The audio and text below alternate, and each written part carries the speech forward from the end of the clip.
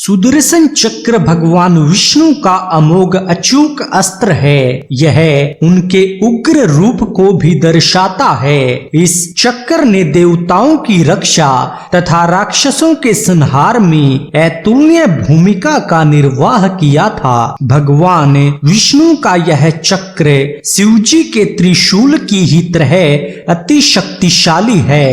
एक बार इस चक्र को छोड़े जाने पर इसको काट पाना लगभग असंभव है। पर हमारे इतिहास में कुछ ऐसे भी प्रसंग हमें मिलते हैं जहां सुदर्शन चक्र भी विफल हो गया। कौन थे वह योद्धा जिन पर सुदर्शन चक्र का कोई असर नहीं हुआ था और क्या कारण था ऐसा होने का? आइए विस्तार से जानते हैं इस वीडियो में। हमारे चैनल में आपका स्वागत है। अगर आपको हमारा यह वीडियो पसंद आए तो कृपया इसे लाइक और चैनल को सब्सक्राइब अवश्य करें। महाभारत के अनुशासन पर्व अध्याय 14 में एक जगह श्री कृष्ण और भीष्म पितामह का संवाद है। उसमें भीष्म जी बताते हैं कि पूर्व काल में हिरण्यकश्यप नामक एक दानव हुआ था। उसने भगवान शंकर से एक अनेक वर्षों तक के लिए संपूर्ण देवताओं का ऐश्वर्य प्राप्त किया था। उसी का श्रेष्ठ पुत्र मंदार नाम से विख्यात हुआ, जो महादेव जी के वर से कई वर्षों तक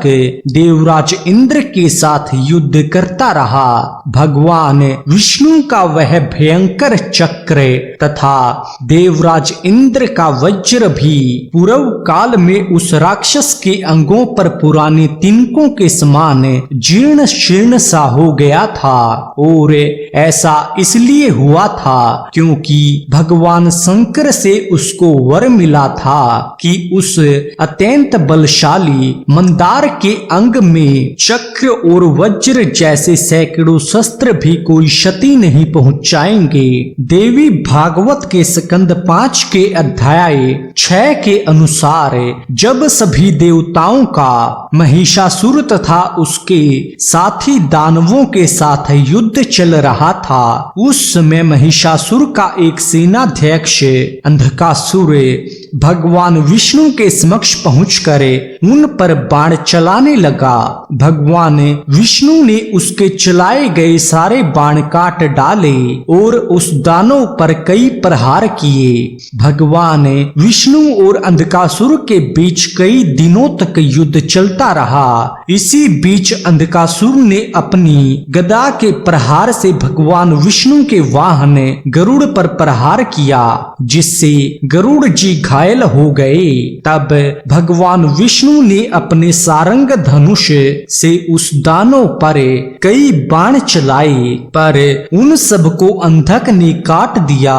तब भगवान विष्णु ने 1000 अरुण वाला सुदर्शन चक्र अंधकासुर के ऊपर वेग पूर्वक चलाया, परंतु अंधक ने सुदर्शन चक्र को अपने किसी शक्तिशाली चक्र से काफी दूर से ही विफल कर दिया।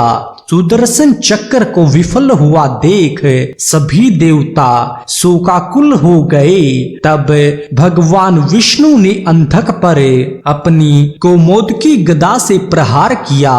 गदा के प्रहार से वह दैत्य पूर्ण रूप से मूर्छित होकर पृथ्वी पर गिर पड़ा था। वाल्मीकि रामायण के अरण्य कांड सर्ग 32 में एक स्थान पर कहा गया है कि जब देवों का रावण के साथ युद्ध चल रहा था, तब बाकी कई दिव्यास्त्रों के साथ साथ भगवान विष्णु के चक्र को भी उन्होंने रावण पर कई बार चलाया।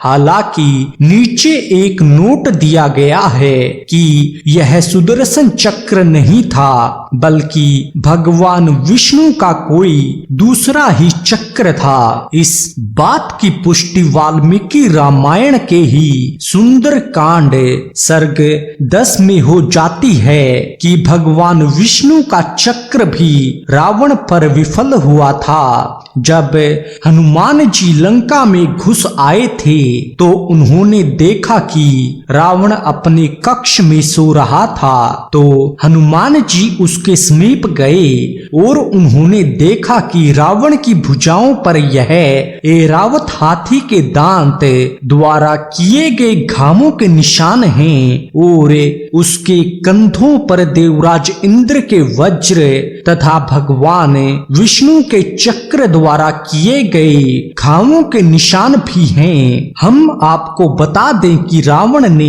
ब्रह्मा जी की घोर तपस्या कर यह वरदान प्राप्त किया था कि किसी भी देव, राक्षस या गंधर्व के हाथों उसकी मृत्यु न हो पाए। मनुष्यों को तो इतना शक्तिशाली समझता ही नहीं था, इसलिए उनको इस वर में शामिल नहीं किया। इसी वरदान के कारण इतने शक्तिशाली अस्त्र शस्त्र भी उसके लिए प्राण घातक साबित नहीं हुए।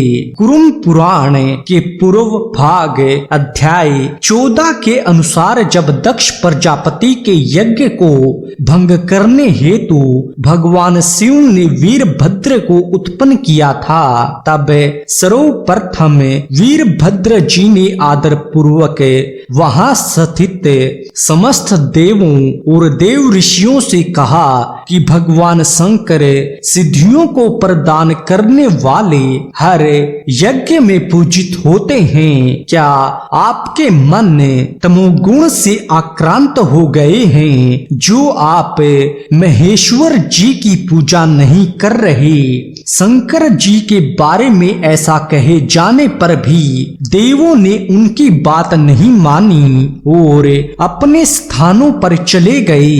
तब क्रोधित हुए वीरभद्र जी बोले, तुम लोगों ने बल से गर्वित होकर मंत्रों को प्रमाण नहीं माना, इसीलिए आज मैं बलपूर्वक सभी का गर्व नष्ट कर दूंगा। ऐसा कहकर वीरभद्र जी ने यज्ञशाला को जला डाला। देवराज इंद्र के उठे हुए 100 हाथों को स्तंभित कर दिया।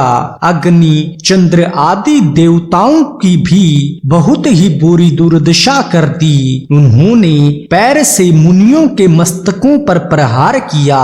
साथ ही महाबली वीरभद्र ने सुदर्शन चक्र को स्तंभित कर दिया। दक्ष प्रजापति के यज्ञ को वीरभद्र द्वारा भंग करने का वृतांत हर एक पुराण में थोड़ा सा अलग है और वह कल्प भेद के कारण होता है। यह वृतांत पूर्व पुराण से है। हमें अब तक केवल इतनी ही प्रसंग मिल पाए। भगवान विष्णु का सुदर्शन चक्र अपना कार्य करने में सफल न हो पाया। आज के इस वीडियो में बस इतना ही। आशा करते हैं आपको हमारा यह वीडियो पसंद आया होगा, तो कृपया इसे लाइक और चैनल को सब्सक्राइब अवश्य करें। धन्यवाद।